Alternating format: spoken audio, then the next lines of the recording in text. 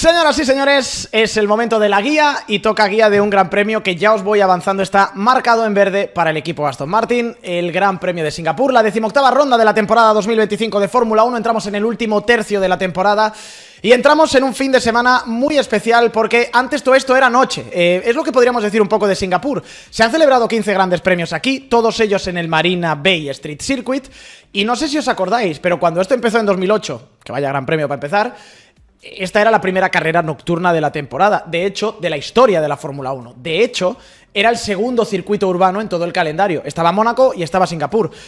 Lo que pasó a continuación, evidentemente, pues os sorprenderá. La Fórmula 1 ha cambiado mucho desde entonces. El circuito de Singapur un poquito también, pero queda en nuestros corazones que esta fue la primera vez que vimos unos coches de Fórmula 1 rodando por la noche, que os digo la verdad, estaba bastante guay. Señoras y señores, ¿cuáles son las estadísticas para este Gran Premio de Singapur? En cuanto a poles, pues Sebastian Vettel es el hombre que más tiene, 4 en total, empatado con Lewis Hamilton. Leclerc sigue con 2 pole positions, y en el caso de una, pues tenemos a Felipe Massa, Fernando Alonso, Nico Rosberg, Carlos Sainz y Lando Norris, el último poleman que ha habido en este circuito de Singapur. En cuanto a victorias, Sebastian Vettel también ha sido el hombre que más veces ha convertido. De hecho, hay una que no es pole y sí es victoria, la del año 2019, haciéndole un super undercut a Charles Leclerc, para sorpresa de todo el mundo dentro del circuito. 5 victorias, como digo, para Sebastian Vettel en este circuito, 4 para Lewis Hamilton, 2 para Charles Leclerc y una victoria Felipe Massa, Fernando Alonso, Nico Rosberg, Carlos Sainz y de nuevo el último hombre en haber ganado en este circuito el año pasado con mucha ventaja, con mucha diferencia, Lando Norris para el equipo McLaren. El circuito, el estadio, el teatro en el que vamos a actuar este fin de semana bajo las luces de los focos es este de aquí, el Marina Bay Street Circuit, un circuito, como digo, que se inauguró en el año 2008, un circuito que tiene 19 curvas, tenía más en su momento, un circuito urbano, de noche, donde hace muchísimo calor, la carrera hasta que llegó Qatar con los neumáticos super blandos, en la que todo el mundo ponía el foco de preparación física. Si estabas fuerte para Singapur, estás fuerte para casi cualquier carrera, y un circuito que, para mí, tiene puntos muy interesantes. Primero, es un circuito urbano con muchísimas curvas, muchísimo desgaste, más cambios de marcha que en ningún otro lugar. Se llegaban a hacer en algunos momentos por encima de 200, 300 cambios de marcha, es una absoluta barbaridad. 19 curvas, como digo, y un circuito que tiene algunos puntos interesantes. Para mí, curva 1, 2 y 3, la primera curva, hay que centrarse en esta zona, que suele ser un lugar de problemas en la salida. Yo creo que tenemos todos clavado la salida del año 2017, donde, descripción factual de los hechos, como dijo Ferrari en su momento, Verstappen echó a Kimi y después se fue a por Vettel. No fue así la cosa, se chocaron entre los dos Ferrari y el Red Bull de Max Verstappen, y todo ello acabó en un golpe en cadena que a Fernando Alonso le privó de lo que era una tercera posición provisional. Seguramente habría sido segunda por el golpe que había tenido Sebastian Vettel. De las mejores salidas que le he visto a Fernando, sale muy bien aquí en general. Hay otra, la de 2013, que no se le presta tanta atención, pero si fijáis por dónde frena en la primera curva y los coches que adelanta por fuera, es una absoluta barbaridad. Y esta curva, la 1, 2, 3, en la salida, pues es siempre un cuello de botella, hay accidentes, es un milagro básicamente que todos los coches, los 20 monoplazas, tracen por dentro del circuito en este punto. Recuerdo el año pasado, por ejemplo, también algo de polémica con el dive bomb que se tiró Franco Colapinto. En fin, es un punto interesante y habrá que tener los ojos puestos allí en la salida. A partir de ahí, muchas curvas y algunas más interesantes que otras. La curva número 7, me diréis, es un ángulo de 90 grados, no tiene mucha tela. Sí, pero es uno de los puntos principales de adelantamiento. Venimos de toda esta recta que une desde la curva número 5. Frenada de la 7, te sueles tirar por dentro. Es una curva complicada también porque tienes un piano que te da mucho juego y muchas veces lo que haces es casi poner la rueda izquierda, todo el lateral izquierdo del coche apoyándose sobre el piano para que el flanco te aguante un poco. Te puedes ir del track limit muy fácil, pero si lo haces bien, ganas mucho tiempo porque tienes un piano y luego lo que hay por fuera es más asfalto. Otro punto interesante, pues mira, os parecerá una tontería, pero me gusta mucho la curva número 13. Recuerdo primero el adelantamiento que le mete Massa a Bruno Senna aquí en el año 2012, es bestial. Y es un sitio que, a ver, es una curva que diríais, no tiene mucha historia, pero me gusta mucho una aproximación muy rápida, en la que llegas frenando en apoyo a 220 por hora, frenas hasta 65 km por hora de mínima aquí en el vértice de la curva, y parece que no, pero es una curva importante, porque al final la trazada, punto 1, y la tracción con la que salgas, punto 2, determina si te van a adelantar o no en la curva número 14. Es uno de esos puntos que tienes que clavar, que tienes que hacerlo bien, porque si sales aquí mal trazado o sales con poca tracción, Tienes una zona de DRS en la que el coche de detrás va a aprovechar y se va a tirar aquí el interior de la 14, que como digo es el, para mí, segundo gran punto de adelantamiento del circuito. Las principales zonas de DRS a cubrir son estas dos, la de la curva número 5-7 y luego la de la curva número 13-14. Es un poco donde Carlos estaba jugando con Lando el año pasado, o en 2023, perdón, para saber un poco en qué lugares tenía que cubrir y en qué lugares tenía que apretar un poquito más para abrir la diferencia. Luego, después de la 14, volvemos a tener otra recta de DRS y llegamos a la última chicane del circuito, la de la 16-17. Espectacular, uno de los puntos favoritos de los fotógrafos, deja imágenes increíbles, los coches rozando a la salida del muro de la curva número 17. Parece que es una chicane lenta, pero se llega a 290 al final de esa recta. Y la chicane se hace a 120 km/h de mínima, sales a 190, o sea, la foto que veis de los coches rozando el muro a la salida de esta curva 17, los coches están pasando a 190 km/h por ese muro, un golpecito y entendéis también por qué se destrozan en 1000 pedazos. ¿Cómo se le destrozó a Lance Stroll en las dos últimas curvas del circuito? Que parece que son fáciles, pero es muy fácil en el primer vértice engorilarte un pelín, salir demasiado por fuera, pisar en la zona sucia y tener un golpe en la curva número 19, ya digo, como el que tuvo Lance Stroll, que ni siquiera pudo correr después de ese accidente en el año, de hecho fue el año pasado, el año 2024, en el que tuvimos, pues bueno, una carrera que para mí es la tiranía de Lando Norris, ¿no? Si le tuviéramos que poner un titular al Gran Premio del año pasado de Singapur, es ese, la tiranía de Lando. Tengo peros, sin embargo, a la carrera que hizo Norris el año pasado, pero hizo la pole position, es cierto, salió primero, aguantó la posición en la salida, llegó a meta en la primera posición, con una ventaja de más de 20 segundos, 20 segundazos contra Max Verstappen.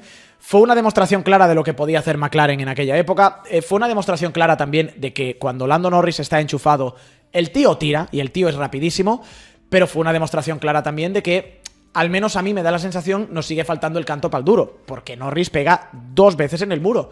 Y está en 2 ocasiones a punto de, con una ventaja de 20 segundos contra Verstappen, tirarlo todo a la basura y en aquel momento romper una cabalgada hacia el Mundial que al final no llegó a nada porque, bueno, en Brasil pasó lo que pasó y al final acabó llevándose por decreto el título a Max Verstappen. Pero bueno, fue un poco esa carrera de demostración de McLaren y de Lando Norris, pero al mismo tiempo con esos errorcitos todavía que a mí personalmente me generaban dudas, no me acababan de convencer demasiado. Piastri terminó en la 3ª posición, Max, como digo, en la 2ª plaza, lo ganó Norris esto, Carlos en la 7ª plaza y Fernando Alonso justo por detrás de él en la 8ª posición. A ver, no hubo mucha historia el año pasado en cuanto a estrategia. Este es el gráfico de Pirelli del reporte, ¿no?, del Gran Premio de Singapur, de los pit stops que hubo. Pues la carrera fue a 62 vueltas, paras en la mitad. Vuelta número 30 para Lando. Verstappen le intentó un under en la 29, no le salió, estaba a 1000 millones de año. Piastri alargó un pelín más hasta la vuelta 38. 38 vueltas con un neumático medio. C3, C4, C5 era la elección que había tenido Pirelli el año pasado. Y siento deciros que este año es C3, C4, C5 la elección también de Pirelli. Yo personalmente aquí me descaro y yo habría elegido un C6. Estamos en un circuito urbano y se supone que el C6 era para circuitos urbanos. Entiendo, sin embargo, que no lo hagan, sobre todo por esta parte de aquí, por los neumáticos traseros, que con el calor que hay sufren mucho. Pero para mí han pecado de demasiado... Yo creo que han sido demasiado timoratos en Pirelli. ¿Qué puede haber pasado también? Que estos neumáticos se han enviado, el freight a Singapur se ha hecho antes de tener ya los datos necesarios para utilizar el C6 más allá de Mónaco. Y por eso no ha habido tiempo de rectificación. Pero igualmente... yo aquí habría tirado por un compuesto un pelín más blando. ¿Qué podría pasar? 2 paradas. Yo creo que la carrera de este año, chicos, va a ser muy parecida a esto y se va a decidir por una sola parada. También por una cuestión. Incluso aunque lleves el C4, C5, C6, este circuito, lo estáis viendo en la gráfica, no degrada. O sea, es verdad que es más abrasivo y tiene más agarre y tiene un estrés un pelín más alto, es un 2, no es un 5/5, pero algo más alto que otros circuitos urbanos que hemos visto. Sobre todo el tema del agarre del asfalto y la abrasión, porque al final hay algunas zonas que están reasfaltadas específica para el circuito y por tanto eso hace que tenga un pelín más de microrrugosidad y que por tanto el neumático sufra. Pero aún así hay una clave estratégica clarísima en Singapur y en todos los circuitos urbanos en general, que es posición en pista. Viendo lo que hemos visto en Bakú, ya os lo digo yo, de aquí a final de año no se va a adelantar ni Peter. La clasificación va a ser crucial y aguantar la posición en pista va a ser crucial. Entonces, aunque traigas el C6, Aquí todo el mundo iría entonces con un neumático duro medio, que es lo que hicieron el año pasado. Vale, sería un C5, C6 o un C4, C5 obligatoriamente. Me da igual. Irían increíblemente lentos. Carlos fue del orden de 5, 6, 7 segundos más lentos de lo que podría ser el ritmo de carrera de 2023 para amarrar la primera posición y nadie le adelantó. Todo el mundo ralentizaría, no te adelantan y lo que haces es alargar al máximo la parada para hacer una sola detención. Meterte en dos no funciona. De hecho, lo que suele funcionar aquí también es el overcut. Se vio en algunos grandes premios, como por ejemplo Sebastián Vettel en el año 2019 con Charles Leclerc. Entonces, lo dicho, chicos, esta es un poquito la estrategia que tenemos para este fin de semana, lo que dice la previsión de Pirelli. Y con todo ello, nosotros lo hemos metido en la coctelera los datos y hemos hablado con el ordenador. En condiciones normales, y ya vimos en Bakú que de normalidad no hubo nada, pero en condiciones normales, si cada coche le dieras la temperatura perfecta, el reglaje perfecto y el todo perfecto para una vuelta de clasificación en el circuito de Singapur, un circuito que tiene un 5/5 de curva lenta y un 2/5 en punta, en curva rápida y en desgaste, lo que dice el ordenador es que McLaren es el mejor equipo, que Ferrari es segundo equipo y que Aston Martin, dice el ordenador de soymotor.com, ya digo, si no hay cosas extrañas en condiciones normales, que sabemos que en circuitos urbanos, como vimos en Bakú, hay condiciones extrañas que luego falsean esto, pero si todo fuera sobre el guión, Aston Martin nos sale que es tercer equipo este fin de semana. ¿Significa eso que pueden luchar por el podio? Pues depende de cómo esté Red Bull y depende de cuánto la caguen en Ferrari. McLaren es un 1-2, Ferrari es un 3-4, Aston Martin tendría que ser un 5º-6º. Si falla alguno de los de delante, se puede estar en contención. Yo lo dudo, porque luego, cuando nos ponemos en pista, hay variables, esta Fórmula 1 es muy complicada, Red Bull va a estar yo creo que Red Bull va a estar en la batalla, entonces yo lo dudo. Yo ahora mismo, siendo honesto con vosotros, firmo que Fernando sea quinto en la carrera. Para mí eso sería el máximo, que Fernando, si es cierto esto, haga el máximo que puede dar el coche, que es quinto. A partir de ahí, Red Bull cuarta fuerza, podría ser tercera fuerza, está muy cerca de Aston Martin. Básicamente Red Bull y Aston están pues mezcladitos en el mismo grupo. Mercedes, Racing Bulls, Haas, Williams, Sauber y Alpine. De nuevo, hay milésimas. Veis aquí las diferencias, o sea, veis aquí las posiciones, pero hay entre Red Bull y entre Williams hay milésimas. Entonces, cualquier cosa que falle en clasificación, banderas amarillas, banderas rojas, tráfico, te puede poner a un Williams quinto y te puede poner a un Williams en 13ª posición. De nuevo, es la historia de lo que estamos viendo de zona media todo este año, que está increíblemente apretado y ya no va muchas veces del rendimiento del coche, va de ejecución y de factores externos. A partir de ahí, hay otra cosa de tener en consideración, que es la meteorología.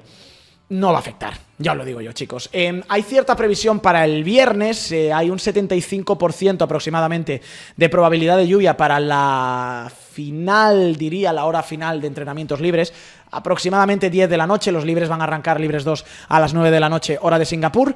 El domingo la previsión es la que estáis viendo aquí, un 10% a la hora de la carrera, que es a partir de las 7 de la tarde aproximadamente, pero no tendría que llover. Entonces, señoras y señores, en general es un fin de semana limpio en cuanto a meteorología, sucio, raro, extraño en cuanto al resto de circunstancias. Ya sabéis, circuito urbano, Singapur, todo puede pasar. ¿Cómo llega cada equipo? Venga, vamos con repaso de los 10 equipos de la parrilla. Tenemos que empezar con el equipo Alpine. Interesante la entrevista que ha dado Franco Colapinto a Beyond the Grid, al podcast oficial de la Fórmula 1, donde habla de muchas cosas, de su pasado, de cuando llegó a Europa, de lo mal que lo pasó, y esto es una tendencia en general de todos los pilotos que no son europeos y tienen que venir a Italia o a Alemania básicamente a empezar a labrarse un futuro en el automovilismo, que sufren mucho al principio. Decía Franco Colapinto, pues eso, que se sentía muy solito y que evidentemente fue muy duro al inicio.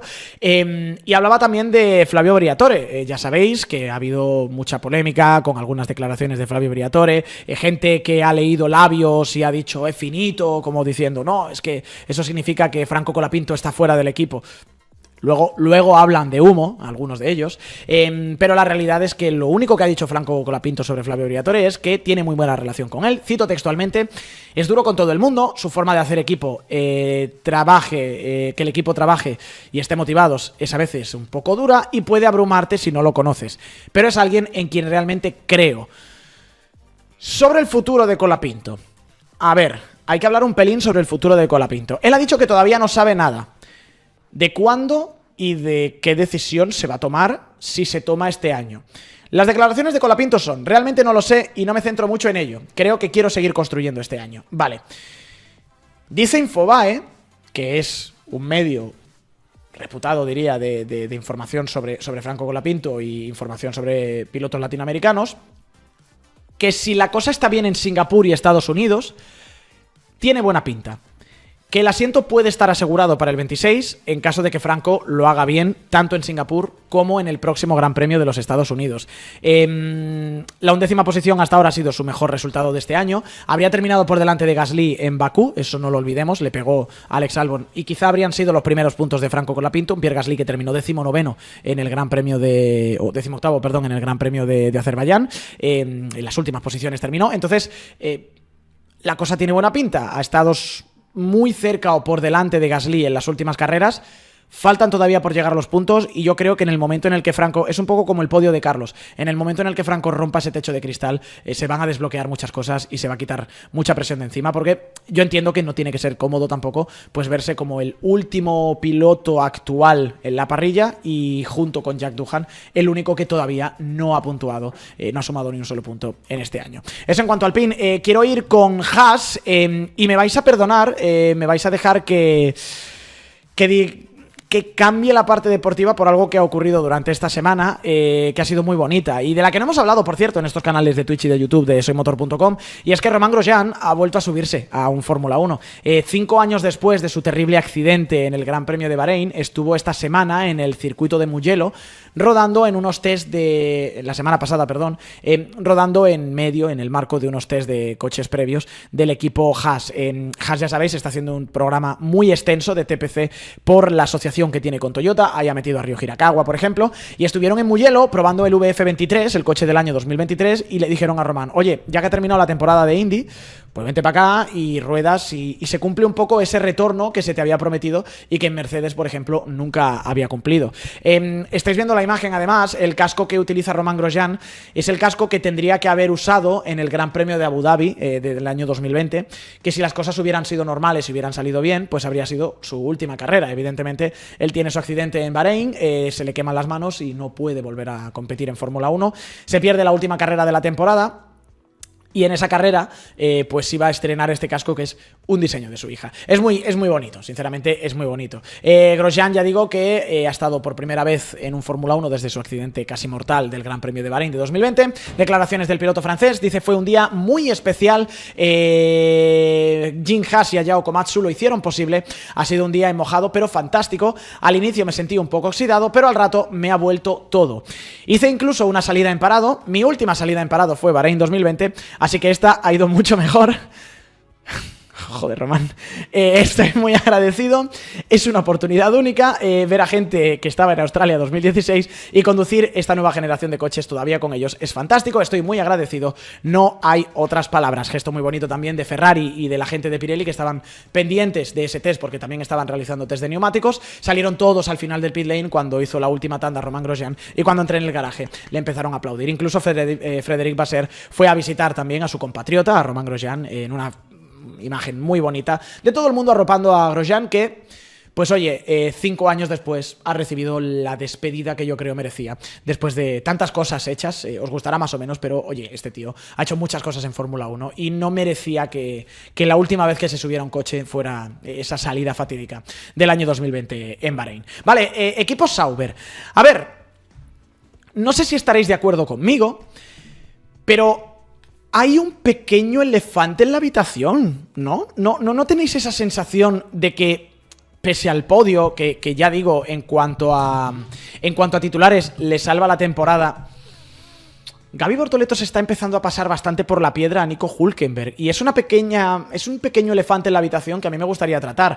De hecho, en los últimos 15 puntos, los últimos 15 puntos que consiguió Nico Hülkenberg con ese podio, Gabriel Bortoleto estaría solamente 4 por detrás. Es decir, un podio te da 15 puntos, es una barbaridad. Sin haber subido al podio, Gaby Bortoleto estaría, de no ser por el podio de Hülkenberg, solamente 4 puntos por detrás de Nico. Bortoleto, de hecho, le mete un 11-6 en clasificación a Hülkenberg. 5 de esas 11 han sido con entrada en Q3, lo cual me parece espectacular para ser un rookie y estar con un Sauber, que es un buen coche, pero no es el mejor coche de la parrilla, ni mucho menos. Y sobre esto ha hablado Jonathan Whitley, el jefe del equipo, que evidentemente lo que tiene que hacer es calmar al personal y poner un poquito de perspectiva, y básicamente lo que ha dicho es que no hay crisis de Nico Hülkenberg de ninguna forma. Declaraciones de Jonathan Whitley. Dice: personalmente no creo que haya ningún problema fundamental. Nico es un piloto con una experiencia tremenda y muy rápido. Muchas veces le han superado por centésimas, milésimas. No es nada grave. Y sobre Gaby Bortoleto, porque hay que dar también... hay que alabar al César, y hay que darle al César lo que es suyo. Ha dicho sobre Gabriel Bortoleto Jonathan Whitley que es mucho más maduro que su edad y que no podría pedir más como jefe de equipo. Gaby Bortoleto, que está haciendo una temporada bestial. Hadjar, vale, ha subido a un podio y yo creo que eso ya le destaca un poco en la carrera por ser el rookie del año, pero cuidado con Gaby Bortoleto, que lo que está haciendo con Sauber es absolutamente bestial. Aston Martin, venga, en tercer, cuarto, quinto equipo, me da un poco igual. Yo creo que la ejecución final de quali va a ser la parte que dictamine lo que van a hacer este fin de semana, pero Aston, y eso sí que es cierto, llega a un circuito que es sobre el papel, vistas las características del circuito y vistas las características del coche, está marcado en verde en el calendario. Siempre lo estuvo. En 2023 era uno de los lugares, la cosa se fue de madre con esas actualizaciones que ya no funcionaron. El año pasado el coche tenía otra filosofía. Este año yo creo que volvemos a recuperar otra vez esa pequeña ilusión que había a principio de 2023 con esos circuitos urbanos de altísima carga aerodinámica que sabemos que le hacen funcionar a este coche. O sea, el Aston Martin tiene una característica que es muy evidente. Cuando le pones el máximo a la trasera, el coche funciona. Y en Hungría funciona, y en Mónaco funciona, y en Singapur, si van a ir finalmente con el ala trasera más carga, el coche tendría que funcionar porque es como lo han parido, es el ADN que tiene este monoplaza. A partir de ahí, ¿va a llegar aquí la 33? Pues no lo creo, sinceramente.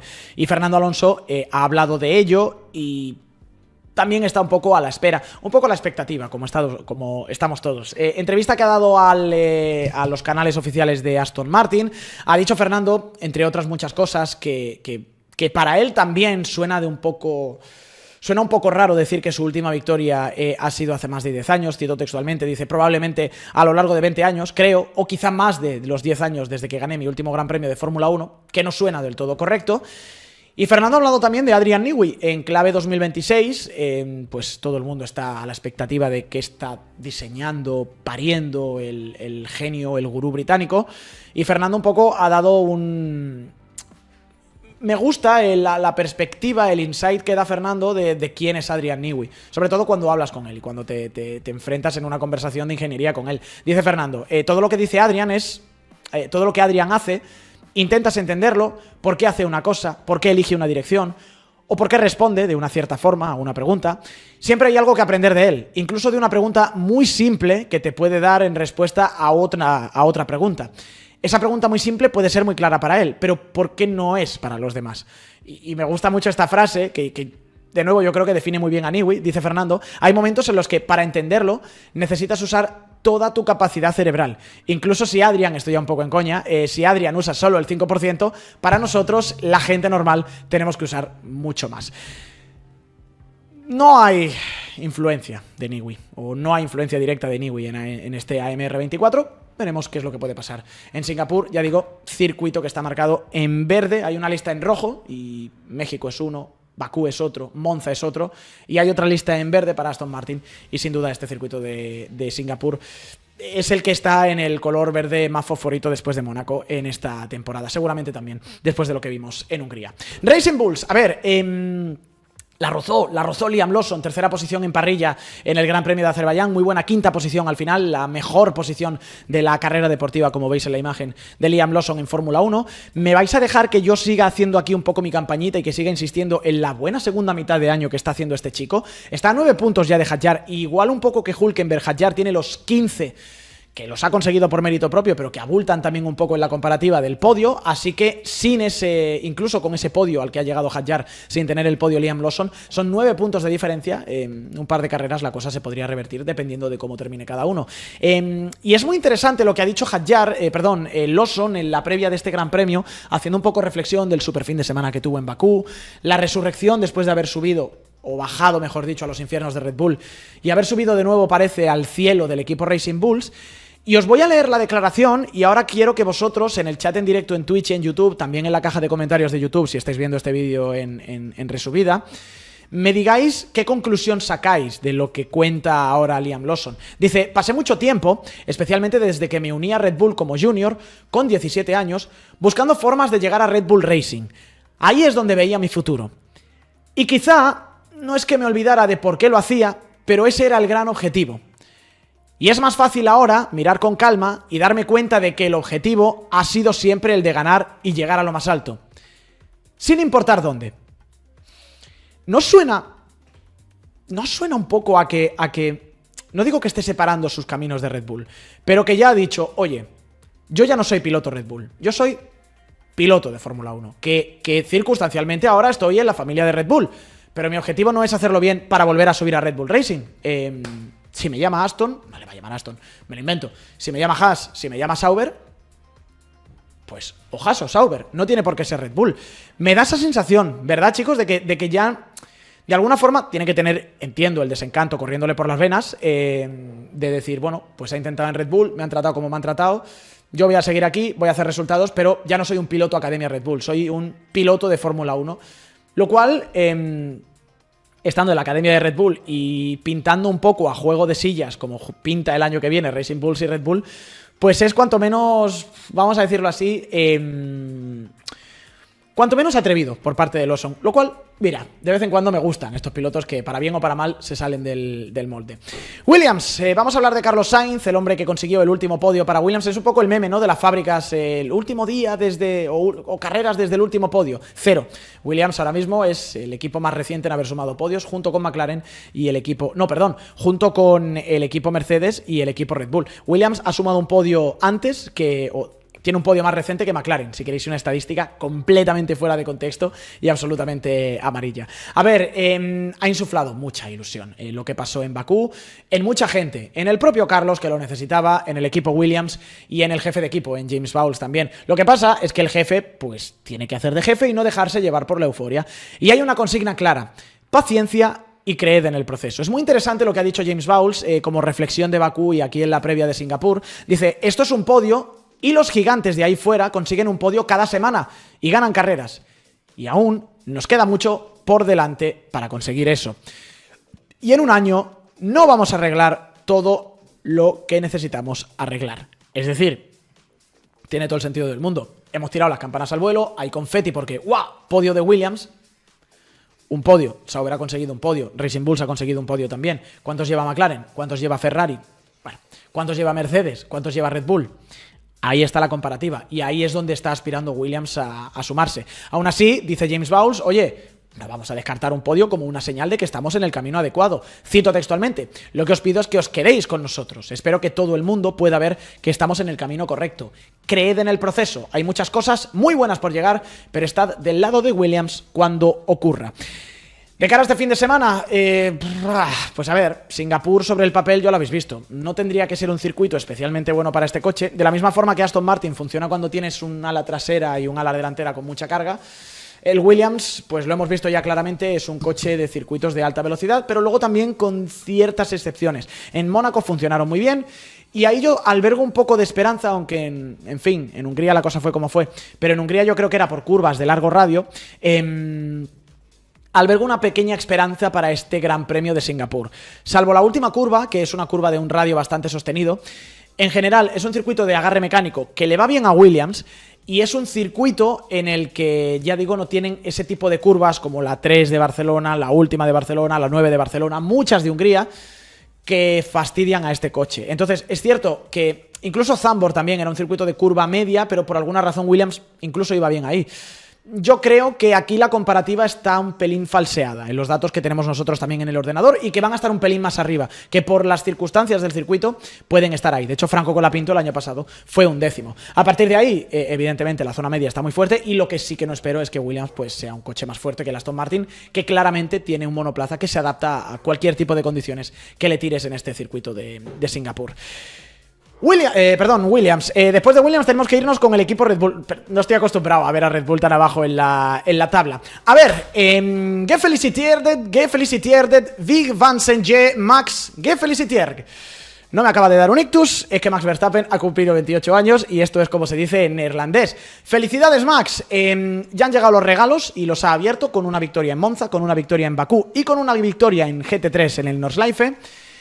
Y tenemos todos, yo creo, una pregunta, que es... ¿y ahora qué? A ver, pues ahora viene Singapur, que es un circuito, ya os lo hemos dicho, que sobre el papel no les beneficia. Pero Helmut Marko ya ha avisado y ha dicho que se puede soñar casi con cualquier cosa este año en cuanto a victorias, no en cuanto a títulos. Y Red Bull, vale, ha funcionado bien en circuitos de baja carga, como ha sido Bakú y como ha sido Monza, y han tenido un suelo nuevo que ha ayudado a todo eso. Entonces, la pregunta es, ¿qué va a hacer ese suelo en condiciones de alta carga en Singapur?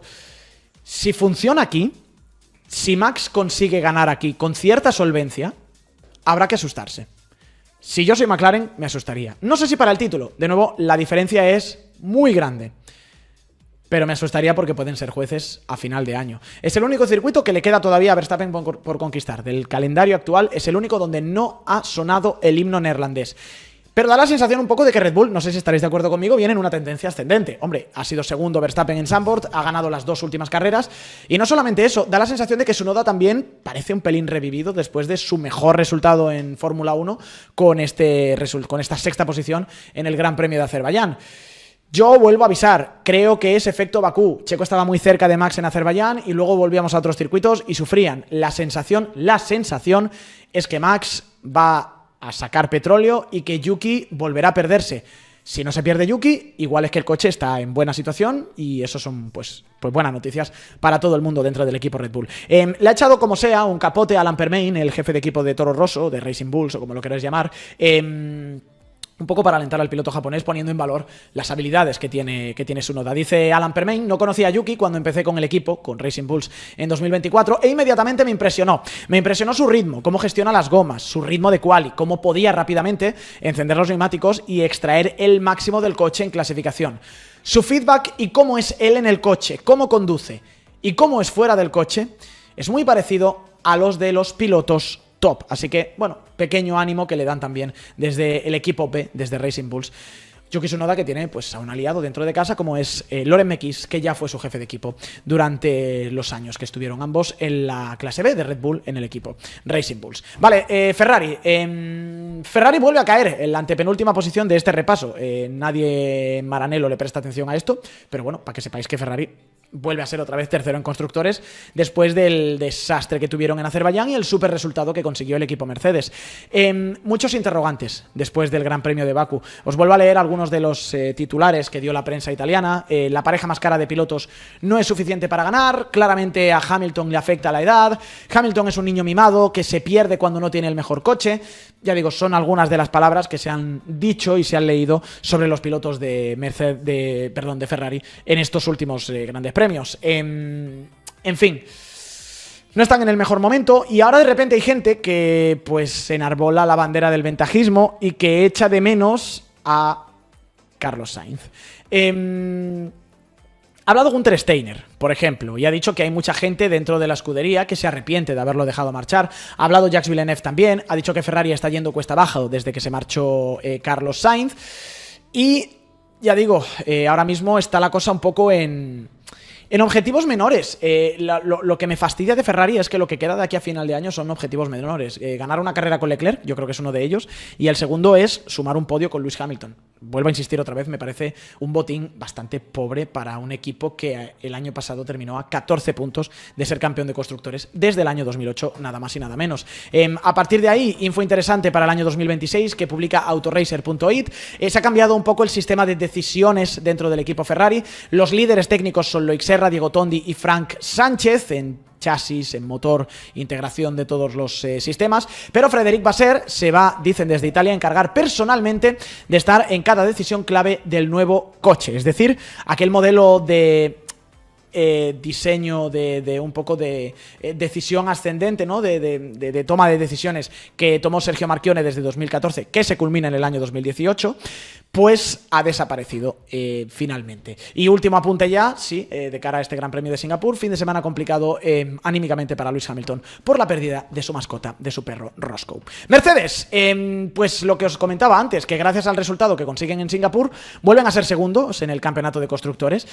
Y os voy a decir una cosa, además, creo que no le estamos dando el mérito suficiente a la super segunda plaza que sacó George Russell en ese Gran Premio. Tuvo infección respiratoria hasta tal punto que Valtteri Bottas estaba preparado y listo para poder saltar al coche después del viernes, porque Russell no se encontraba nada bien, y el propio Russell ha confesado que si hubiera sido en un circuito al azar, Singapur, habría dicho que no corría porque no se veía apto físicamente para acometer las 19 curvas de Singapur durante 63 vueltas. En el caso de Bakú, pues es uno de los circuitos menos físicos del año y por eso Russell pudo estar ahí. A partir de ahí, cosas interesantes que ha dicho Andrei Shovlin sobre los coches del año que viene, pues que debido a todo el ratio de desarrollo que están teniendo, se encuentran bastante perdidos. Esto os lo voy a avanzar luego y os lo voy a explicar mejor en cuanto a cómo simular las primeras iteraciones de los coches para los test de pretemporada, las primeras carreras, porque están encontrando tiempo en cada semana y eso está haciendo muy difícil pues simular un poco dónde va a estar el equipo Mercedes el año que viene, pero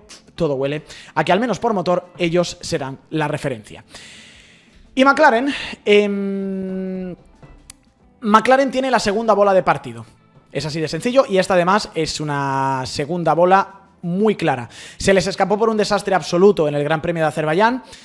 Aquí yo creo, y a riesgo de gafarlos, McLaren lo tiene que hacer muy mal para no ganar el título de constructores en el Gran Premio de Singapur. La matemática es fácil, tienen que sumar 13 puntos, ya está, da igual lo que haga Mercedes, da igual lo que haga Ferrari. Si McLaren básicamente sube a uno de sus dos coches al podio, ya sabéis, la tercera posición se lleva 15 puntos mínimo, pues van a ser campeones de constructores, van a igualar las 6 carreras para el final con las que Red Bull lo hizo en el año 2023 y ya está. Pueden luego también jugar con otras permutaciones, que es no perder más de 31 puntos con Mercedes, no perder más de 35 con el equipo Ferrari, pero si consiguen 13 puntos, es decir, un podio, McLaren será campeona de constructores y Lando Norris y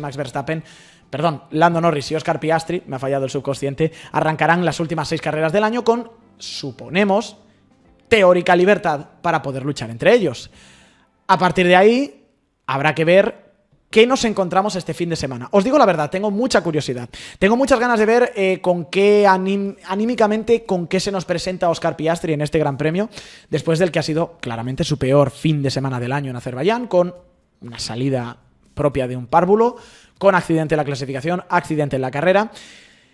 ¿Y qué pasa con, por ejemplo, las paradas en boxes? Porque Lando Norris lleva una rachita de 4 o 5 paradas por encima de 4 segundos que no empieza a molar nada. Y a partir de ahí hay que ver también dónde está el equipo Red Bull, porque Günther Steiner, que le gusta hablar bastante, ya ha avisado y ha dicho que si sigue la cosa tal y como está, pues habrá que priorizar a uno de los dos pilotos para cubrir una posible llegada de Max Verstappen al campeonato del mundo, a saltar a los dos pilotos de McLaren. Claro, si nos ponemos en esa circunstancia, pues entonces habrá que priorizar a Oscar Piastri, que es el que está líder. Sea como fuera, señoras y señores, lo vamos a ver todo en directo en estos canales de Twitch y de YouTube de soymotor.com, con estos horarios con los que vamos a jugar este fin de semana.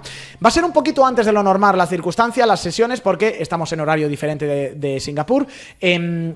La gente que nos ve en Europa, aprovechad porque es la última carrera de muchas en horario de tarde. Luego ya vamos a tener que o bien madrugar o esperar a la tarde-noche para ver Fórmula 1. Libres 1 arrancarán a partir de las 11:30, 11:15 en la previa de los canales de Twitch y de YouTube de soymotor.com. Libres 2 a partir de las 3 de la tarde. Estaremos a las 2:45 en directo con la tanda larga, la tanda corta y todo lo que aprendamos en la segunda hora de entrenamientos del viernes. Sábado, Libres 3 a partir de las 11:30 con de nuevo la previa a las 11:15. Clasificación 3 de la tarde, 2:30 estaremos en directo. La carrera del Gran Premio de Singapur en horario centroeuropeo de verano a partir de las 2 de la tarde. A la 1, la previa en los canales de Twitch y de YouTube de soymotor.com. 17ª ronda del Campeonato del Mundo de Fórmula 1 con el título de McLaren de constructores casi en el bolsillo y con Max Verstappen intentando hacer la épica remontada y rebajar los 69 puntos que tiene contra Oscar Piastri en el Campeonato del Mundo. Señoras y señores, son las 6:10 de la tarde, 5:10 en la Comunidad Canaria. Seguimos en este martes de Show Motor